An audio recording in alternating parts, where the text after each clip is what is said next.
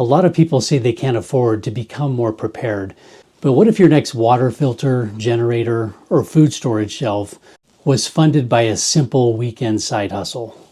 I'm going to show you 6 real projects that I've personally done to make extra money, from sealing concrete driveways to building backyard pirate ships, from an eye-catching and money-making food truck for your kids to making silver spoon rings that people absolutely love buying.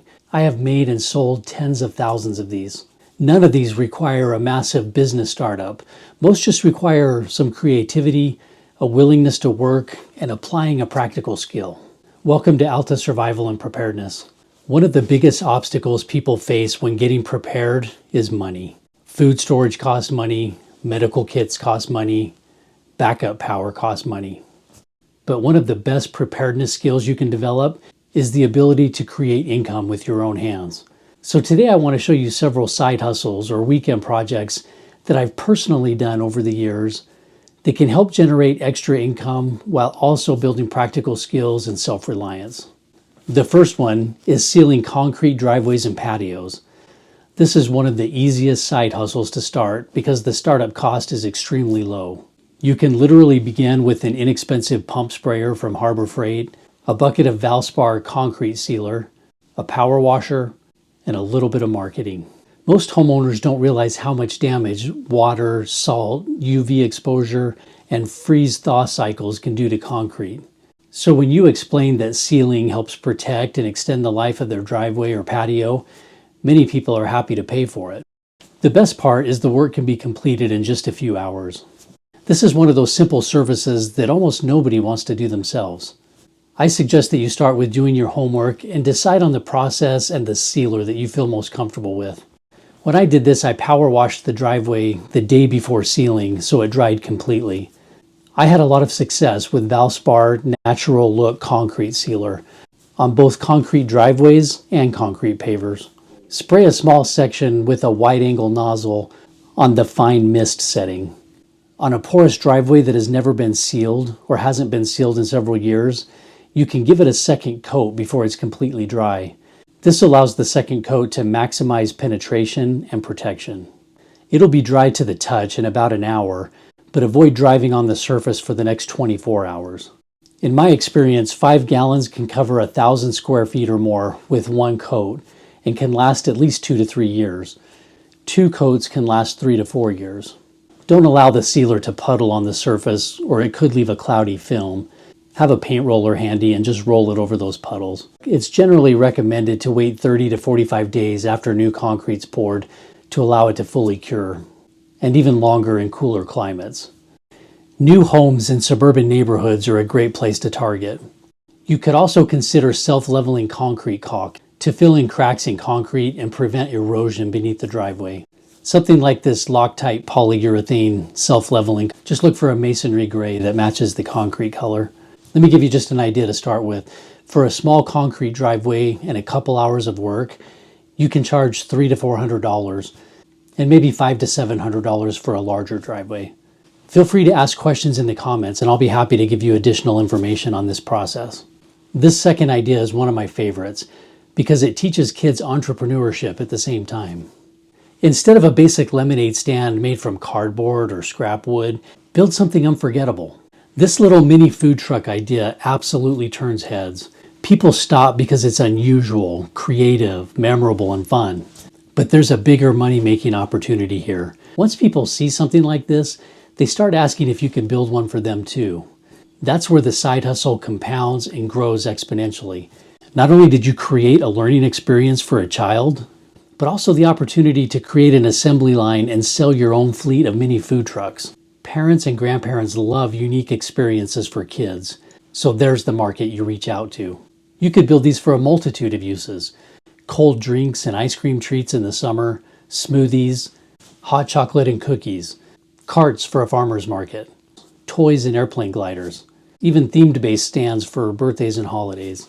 And if you were to create templates or jigs, you can start mass-producing parts and dramatically speed up this process.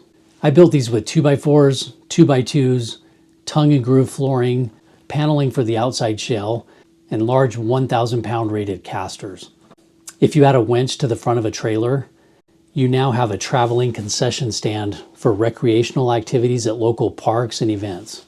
Preparedness isn't just stockpiling supplies, it's teaching the next generation creativity, work ethic, and business skills. You can accomplish all of those by building a mini food truck for your own family. The third idea is building custom backyard entertainment pieces for kids or grandkids. This pirate boat on wheels was one of those projects that created huge reactions from people. Parents today are constantly looking for ways to get their kids outside and away from the screens.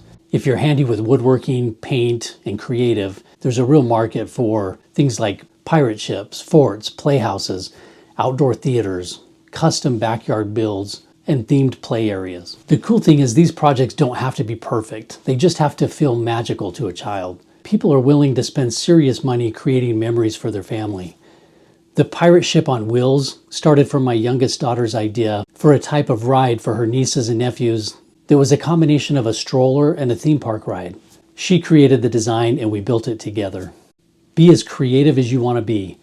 We soaked the plywood for the bow of the boat in large bins of water in order to get the curvature we wanted. With these casters, the boat could spin in circles in the driveway, and the whole thing's narrow enough to push down a sidewalk. Number 4 is surprisingly profitable, spoon rings. Vintage silverware jewelry has a massive following online. Once you learn the process, you can create amazing custom rings from antique silver spoons, like these. What makes these special is every pattern is different. People love personalized styles, vintage aesthetics, handmade craftsmanship, and a unique one-of-a-kind piece. I've sold tens of thousands of these rings. These sell extremely well on Etsy, craft fairs, Facebook Marketplace, and local boutiques. And compared to a lot of side hustles, the material cost can be very low if you source vintage silverware carefully. In addition to that, I can't tell you how many times customers sent me their grandmother's silver spoons to make matching rings for their daughters, their siblings, and nieces. Again, if you're interested in one of these projects, ask me some questions in the comments, and I'll not only answer those, but I could consider making a few of these rings and putting them on the website so you can buy one as an example and know what the finished product is like.